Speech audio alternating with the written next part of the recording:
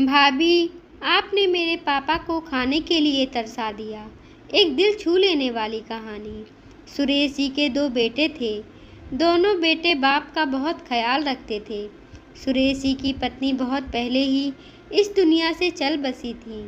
सुरेश जी ने बच्चों की देखभाल बहुत अच्छे से की थी। जय और वीर बाप का बहुत ख्याल रखते थे। जय की शादी हो गई थी। जय की पत्नी सुरेखा बहुत ही चालाक किस्म की औरत थी। जब तक जय और वीर घर पे होते उसका मिजाज बहुत अच्छा होता, लेकिन उनके ऑफिस जाते ही वह एकदम गिरगिट की तरह रंग बदल लेती। आज जब दोनों बेटे ऑफिस के लिए जल्दी में निकलते हैं तो सुरेश जी ने आज हिचकिचाते हुए टोक दिया, हाँ पापा बोलिए, कुछ चाहिए क्या? वीर रुक गया और जय चला गया। वो मेरे जूते थोड़े फट गए हैं। अरे पापा, तो नए ले आओ। सुरेखा भाभी, आज पापा के लिए नए जूते ले आना। अपनी भाभी सुरेखा को आवाज़ लगाते हुए वीर बोला, जरा देख लेना भाभी, पापा को क्या चाहिए, तुम ला देना। अभी हम लोगों को देर हो रही है, कहकर वीर जल्दी से घर से निकल गया। जय और वीर के घर से निकलते ही सुरेखा ने कड़ी नज़रों से अपने ससुर की तरफ देखा। इनको इतना भी नहीं पता कि घर से बाहर जाते हुए किसी को टोकना नहीं चाहिए। क्या हो गया आपके जूतों को? सारा दिन तो घर में ही पड़े रहते हैं, फिर भी नए जूते चाहिए। दोनों बेटे बेचारे सारा दिन अपना सर खपाते रहते हैं और इनकी फिजूल खर्ची खत्म ही नहीं होती। सुरेश जी बिल्कुल छोटे बच्चे की तरह अपनी बहू की डांट खाकर भी चुप रह गए।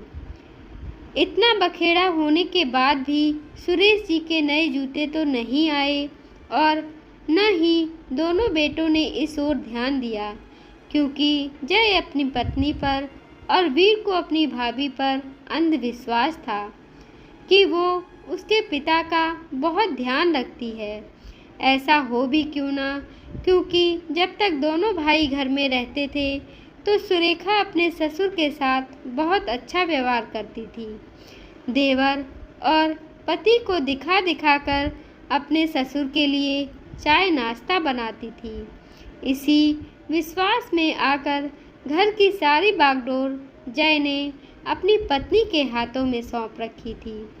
उसके खुद के पास तो इतना समय भी नहीं था कि 10 मिनट अपने पिता के पास बैठकर उनसे बात कर ले, क्योंकि दोनों भाई अपने नए बिजनेस को शुरू करने में बहुत बिजी थे। उनके पास सर खुजाने का भी समय नहीं था और वो दोनों सुरेखा के दोहरे चेहरे से अनभिज्ञ थे। रात को दोनों भाई के घर आने से पहले ही सुरेखा अपने ससुर को खाना देकर उनके कमरे में भेज देती थी। कभी जय और वीर पूछते कि पापा ने खाना खा लिया, तो सुरेखा कहती, हाँ हाँ, पापा को खाने में देर हो जाए तो फिर अच्छे से नींद नहीं आती, इसलिए वो जल्दी ही खाना खा लेते हैं, फिर उन्हें दवाइयाँ भी देनी होती हैं। दोनों भाई सुरेखा के मीठे बोलों के पीछे छिपी मंशा को कभी समझ ही नहीं पाए। वो खुश होते, चलो कोई तो है जो पापा का इतना ध्यान रखता है, क्योंकि इन दिनों वो लोग इतना बिजी हैं कि ध्यान ही नहीं दे पा रहे थे। एक दिन जय और वीर को किसी क्लाइंट से मिलना था, तो जय को जल्दी छुट्टी मिल गई। उसने सोचा, चलो आज सुरेखा और पापा को सरप्राइज़ देता हूँ। वीर ने कहा, भाई आज उन्हें लेकर कहीं बाहर घूमने चलते हैं, बहुत दिन हो गए पापा के साथ समय नहीं गुजारा। दोनों भाई घर आ गए। जय गाड़ी पार्क करने लगा। वीर जैसे ही घर के पास आया, भाभी की तेज आवाज़ सुनकर उसके पैर ठिठक गए। सुरेखा ज़ोर ज़ोर से चिल्ला रही थी, आपको कुछ सुनाई नहीं देता क्या? जो बना है जल्दी से खा लो। बेटों के आगे ज़्यादा नौटंकी दिखाने की ज़रूरत नहीं है। कभी रोटी कड़ी है तो कभी सब्जी में मिर्च है। ये कोई होटल नहीं है, घर है। खाना बनाने में मुझे मेहनत लगती है। पीछे से जय भी आ गया। सुरेखा के बोल सुनकर दोनों भाई को बहुत गुस्सा आ रहा था, लेकिन उन्होंने उस वक्त अपने गुस्से को पी लिया। खिड़की से अंदर झांक कर देखा। सुरेश जी की प्लेट में 2 सूखी रोटी और एक कटोरी में सब्जी रखी थी। सुरेश जी बार बार अपनी आंखें पोंछ रहे थे। शायद उन्हें मिर्च लग रही थी, जिस कारण उन्होंने सुरेखा से कह दिया कि सब्जी में बहुत मिर्च है। ये देख दोनों भाई की आंखों में आंसू आ गए। उनको तो विश्वास था कि सुरेखा उसके पापा का बहुत अच्छे से ख्याल रखती है, लेकिन यहाँ तो कुछ और ही है। थोड़ी देर बाहर टहलने के बाद जय और वीर घर वापस आ गए। देखा तो पापा अपनी थाली उठाकर रसोई में रख रहे थे। अचानक से दोनों को देखकर सुरेखा सकपका गई। अरे आज आप दोनों इतनी जल्दी आ गए। हाँ, वो ऑफिस में कुछ ज़्यादा काम नहीं था तो आ गए। बहुत भूख लगी है, जल्दी से खाना लगा दो। वीर ने पूछा, पापा आपने खाना खा लिया? अपने पिता की ओर देखते हुए पूछा। सुरेश जी का मुंह थोड़ी देर पहले बहू की झड़प सुनकर उतरा हुआ था। वो कुछ बोलते उससे पहले ही सुरेखा बोल पड़ी। हाँ हाँ देवर जी, पापा जी ने तो अभी खाना खाया है। मैं उनके लिए बस दूध बना रही थी। पापा जी आप कमरे में जाइए, मैं दूध लेकर आती हूँ। और आप दोनों हाथ धोकर बैठिए, मैं खाना लगाती हूँ।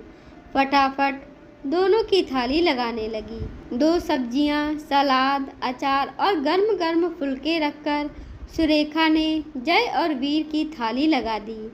जय ने एक प्लेट में 2 रोटी और थोड़ी सी सब्जी निकाली और खाने लगा।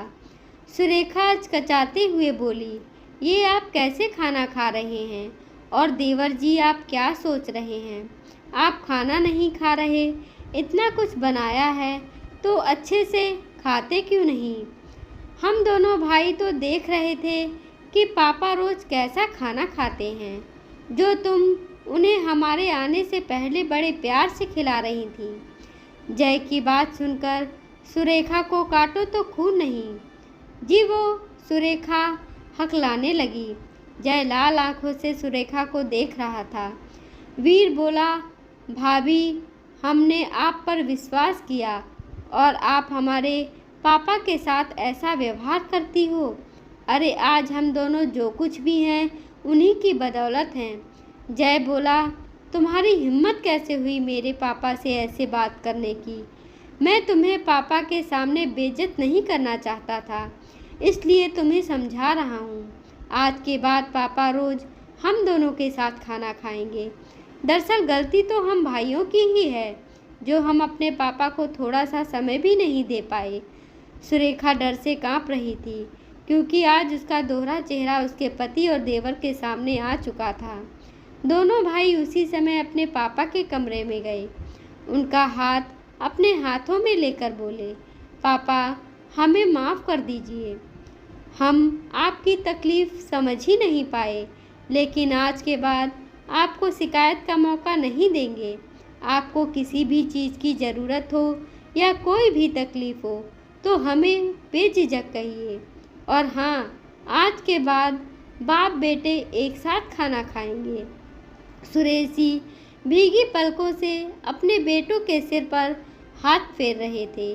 सुरेखा अपनी गर्दन झुकाए अपनी करनी पर पछता रही थी और सोच रही थी कि कैसे अपने पति और देवर की नज़रों में वो फिर से उठ पाएगी।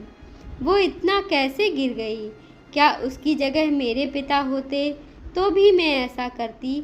सुरेखा ने भी ससुर से माफ़ी मांगी, लेकिन जय और वीर ने दोबारा सुरेखा के भरोसे अपने पिता को नहीं छोड़ा। अब वो समय निकालकर खुद अपने पिता का ध्यान रखते थे, क्योंकि एक बार भरोसा टूट गया था।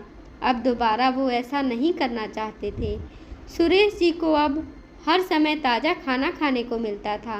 बेटे भी बहुत ख्याल रखते अपने पिता का। सुरेश जी अब बहुत खुश रहते थे। ऊपर वाले का शुक्रिया अदा करते थे कि उनको इतने प्यारे 2 अनमोल रत्न दिए हैं।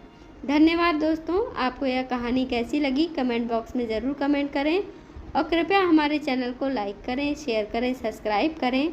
धन्यवाद।